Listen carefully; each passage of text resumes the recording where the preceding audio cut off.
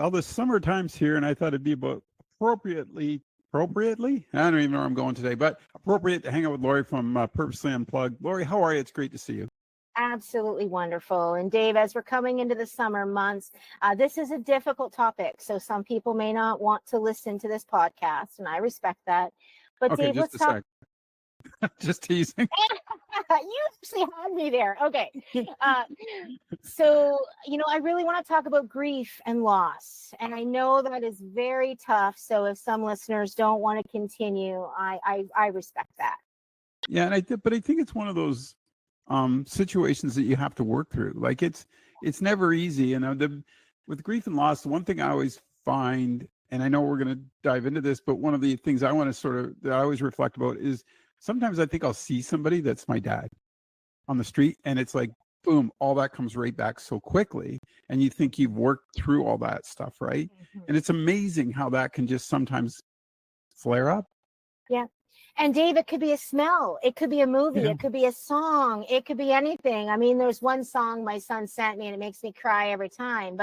And when I pass, I'm sure that's what it will do for the whole family, right? But in all reality, it can be all of those senses, Dave. And you're absolutely right. And it's just those stages. And when I talk to someone about grief, I'm like, it's not like these stages are linear. It's like when you put a bag of popcorn in the microwave and there's chaos and then it calms. So really, shock, denial, anger, depression, bargaining, acceptance, testing. And David Kessler added another one, meaning, finding meaning in loss. And we're talking a little bit today about a book called Finding Peace at the End of Life, correct? Yes, absolutely. So it is a wonderful book. It can help a family as they are losing someone. So Dave, that book can really help a family move through. Or there are strategies as well, once loss has been experienced, how to kind of reclaim joy and what that journey of healing might look like. So I love the book for both reasons. Okay, and we'll make sure we get that picture up and we can show folks that book, because you've been recommending books the last little bit this year, and it's been wonderful because it gives some insight into what you're thinking, I think, sort of where you're coming from in a lot of these situations, and people can follow, and if they want to pick up those books and read them, that's up to them, but that gives them an opportunity maybe to look inward a little bit more, doesn't it? It does. And just to see things from a different perspective, get some ideas. And then if you're working with a therapist, take that back to them. If you stumble on something that you need to talk to with a therapist, then it will just give you the groundwork to have those conversations. So when we started this, we were talking about summer, and it's that time of year. Yeah. And we were talking about unpacking things in the summer. So maybe go a little deeper with that, if you don't mind. Yeah. Well, we have holiday weekends. Some of us have vacations, and we naturally feel better in the summer. So in the winter, if we're feeling down and blue, we don't want to tackle these big emotions because they are big emotions, Dave. So sometimes in the summer, we naturally feel better. We're naturally outside. We have this extra time. So that extra time of reflection can be a good thing or it can be a bad thing. It can draw us deeper into the emotion and sadness, or it can help us on the healing journey. So the one thing I was thinking, Dave, some families plant a tree. Well, yes. Now we can do that, right? Yep. It's summer. Yep. Some families get together with friends and just have a celebration of life, and maybe they've waited from the winter months to do that. And as well, it's just this time where we have extra time to reflect, extra time to be outside, and I'm hoping people can use it in a way to just reclaim and cultivate some joy. Well, the positive memories too from the past that come with summers, right? That's always important to me. It's like it's a really good. Actually, I always find the end of summer is really reflective, just for that summer or maybe previous summers, because it puts a lot in perspective for me when you're moving into when you're moving into fall. It's different. Again, I agree with you 100%. Those seasons will condition you a little bit to think differently each one rolls around. And a lot of people, like you see a lot of people that I have some older friends who just never seem to get over the grief.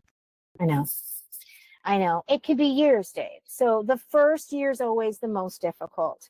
The first Christmas, the first Mother's Day, the first Father's Day, the first birthday, the first kind of tradition that is lost. The first year is very difficult, but then year 3, year 5, year 7, year 10, there seem to just be these cycles of grief. And honestly, Dave, lots of people will say, it's been long enough, get over it. Yes, you will. Other people will say, well, this is what I did to cope with grief. You should do that. Right. And so that's what this book is really good about. It talks about the fact that there is not a cookie cutter for grief. I got you. And there's so many different ways and different things to think about, meaning, rituals, legacy planning. There's different things covered in this. And I really appreciate that there's lots to think about. At the end of it all, though, is grief just not your own fear of dying? It could be. Some of us feel it differently, though. It could be the loss of memory, the loss of what that person was, or the loss of, what that person meant to us. So it can be loss and meaning of what that person was. Very true, though. Lots of us start to think about our own mortality and then really get our lives in order. So there's actually some things and strategies around that where you can have like a life story. You could begin to write your life story, Dave. And then as you pass, those that love you have that to reflect on. You could start your planning and you could move through those stages. We all experience grief differently. And I just hope it can be an open discussion. When you're unpacking this during the summer months, then is like, do you recommend, like, I think it might be like, I think if I wasn't sure of what I was going to do, I would be in touch with you first. I'm not sure I want to go down that path. You know what I mean? In the middle of summer type thing.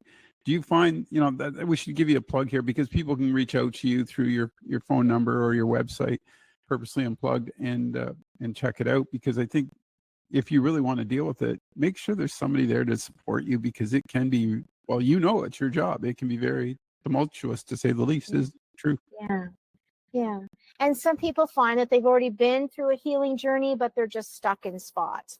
Other people, they may reach out right away, and other folks might reach out as a family member is passing. I mean, if there's time and if there's that preparatory period, the grief processing can look very different for everyone. And it's not easy. And it can hit years later. Absolutely. So you think you've dealt with it, or maybe there's something that, like you said, maybe there's that smell, that song, or something that just triggers those emotions again. But I gotta think that's probably a good thing because then it keeps those memories alive, right? It is a good thing if we've processed the grief first so that we can see the joy in that. If we haven't processed that underlying grief, then that could spark extra sadness or bring us back in our grief journey a few steps back. So it's really about finding balance. There's an entire chapter on balance, finding balance, and then moving forward from there. So that's where that meaning piece comes in too, doesn't it? Absolutely. Okay. Absolutely. And as David Kessler has added this to the stages of grief, I mean, meaning could be celebrations, could be writing, could be an event, could be things people do. This legacy piece and meaning making can mean almost anything for a family. It's very personal. Yeah, for sure it is. But I think too, like just hearing you talk about it, and people use different sources to work their way through it. Like we've always talked about, mine's usually exercise. That's the way I like to cope with things. But I think everybody has their own unique skill that they use to help them get through those things. And if but you still need to talk to somebody. That's the bottom line, and that's why Lori's here. Yeah. Wonderful. So let's start. Lori, no, we'd be here all day, and I don't think you'd enjoy that too much. I mean, it's your job, but I still think you'd be like, oh, Dave, come on now. The other part about life too is I think there's a certain stage in your life, and I'm only speaking for myself, from my experience with my heart problems, where it's okay.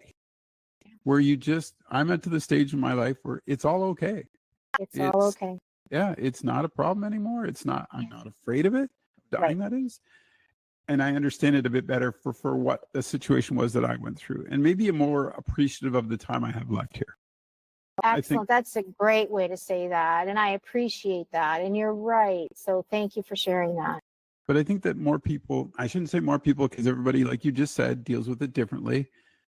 But the experiences, and the other part that I think we miss out on, and you can correct me if I'm wrong on this, is having that conversation with somebody that is wiser, older than you, because perspective, that perspective, when you hear it from them and what the battles or what they've been through, it really aligns everything I find for myself, because that conversation usually provides me with insight that I didn't think about.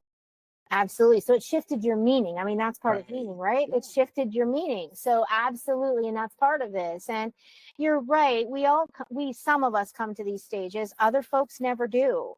I mean, families could deal Yeah. with loss where there is no plan and no one knows what the plan is and no one knows what the person preferred. I'm sensing, Dave, from what you said, your family knows what you want and knows what to do and knows how you want to handle the loss as you leave us. And you just brought up a good point, because there's two parts to that. The grief part, there's the person actually passing, and then it's trying to cope with everything that's secondary beyond that. And that's where a lot of families get stuck. Absolutely. And they overlap. So the grieving doesn't really get done because there's so many other issues that are in the way, maybe, of this person suddenly passing, and all that stuff. It builds to usually a negative outcome. Yeah, That's my guess. It's cumulative.